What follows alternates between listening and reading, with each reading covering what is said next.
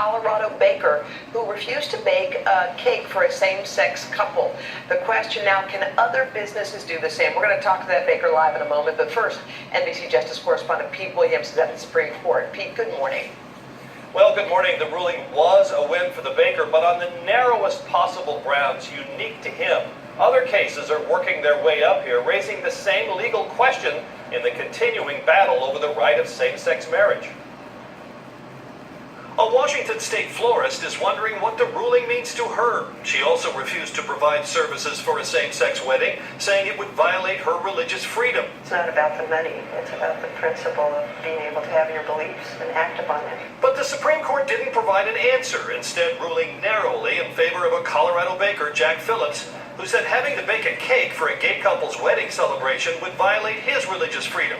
That couple, Charlie Craig and David Mullins, sued, saying his refusal violated a state law that bans discrimination on the basis of sexual orientation.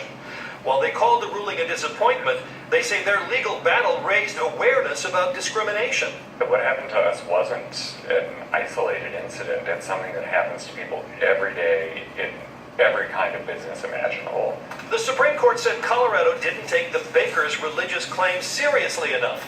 That's why it was a victory for Jack Phillips only, and said nothing about the bigger issue. Whether florists, photographers, and other businesses have the religious freedom to refuse service to same-sex couples.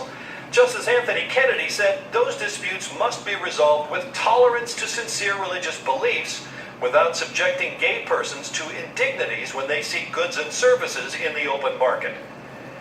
The Supreme Court will soon decide whether to take up the case of that Washington state florist or wait till another case comes along to rule on this issue of religious freedom versus gay rights. Over to Savannah.